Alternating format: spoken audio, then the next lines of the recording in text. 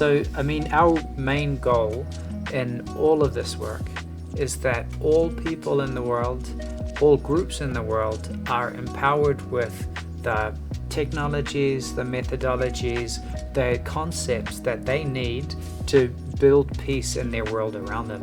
And that comes from our experience that a lot of people don't have access to the right knowledge or don't know how to do it. And you shouldn't have to go to a school to learn that. You should be able to experience that in your own community.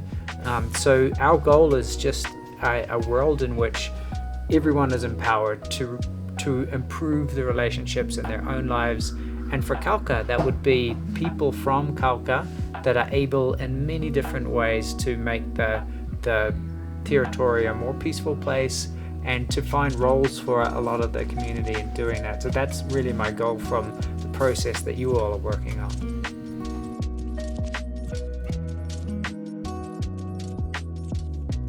Yeah. There's a lot of things that I love about this methodology, but there's one of my favorite stories. And, you know, when people start doing the mapping phase, they create these huge maps. It's really confusing. People can't understand what is happening, what are the final goals, why are we doing this? But what it helps you to do is these big problems, right? Like drugs or land or guerra, it helps you to break them down and understand the different parts. And there was this one time we were working in Myanmar, and in the north of that country there's a huge problem with drugs. People are making drugs, sure, they're selling drugs, but maybe 1 in 3 young people are addicted to drugs, and they're losing their lives in the thousands. And so when we start talking and doing the research together, all of the people there, they say this drug problem, it's that other group, they're trying to kill us. So they bring drugs into our places because they want us to die. They want our young people to die.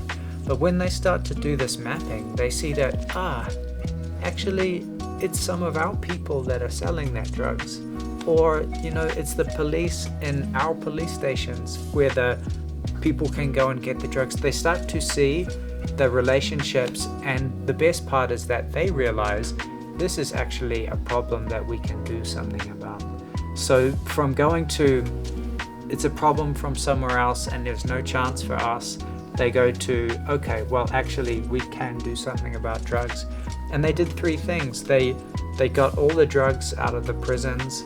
They went into the schools and like the curriculums for the schools, and they changed them, put positive drug messages in there, and they got the police to have much stronger policies to prevent drug use in the community. So it was just a great example of people generating impact for themselves.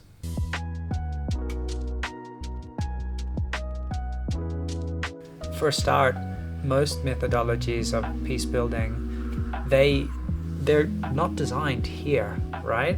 They're designed in other places.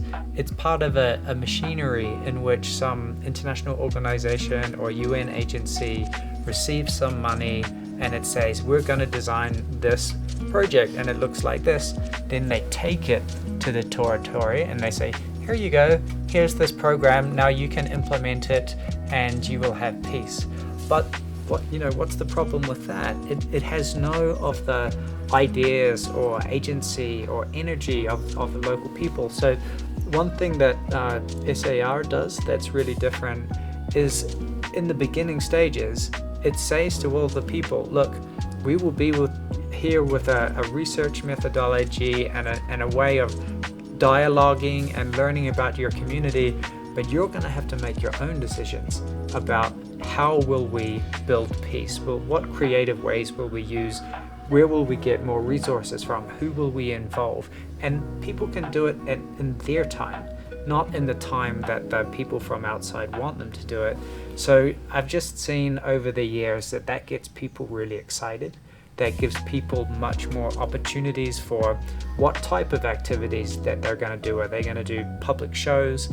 Are they going to do digital media campaigns? Are they going to change what is being learnt in the schools. I mean, there's a rich diversity of things that people do, and they do it at a stage that is so much bigger than what you expect, because a lot of the community gets involved. There's really no limit to how high it goes. So that's really different, that an internal decision-making possibility.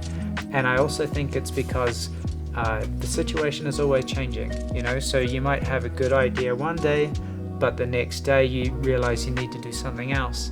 Now, in a traditional program, you don't have any chance to change things if the situation changes. But in SAR, I mean, that's what it's all about: learning, doing things differently, making adaptations. So yeah, I think it offers a lot of chances for people to be creative and to do things in a different way.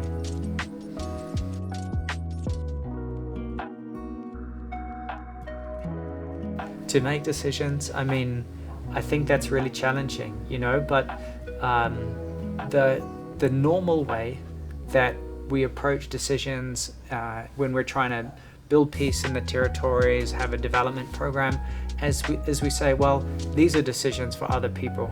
So we demand to our politicians, you need to do this, or we say to the armed groups, it's their fault. But when we actually have the opportunity to make decisions ourselves, it's really difficult.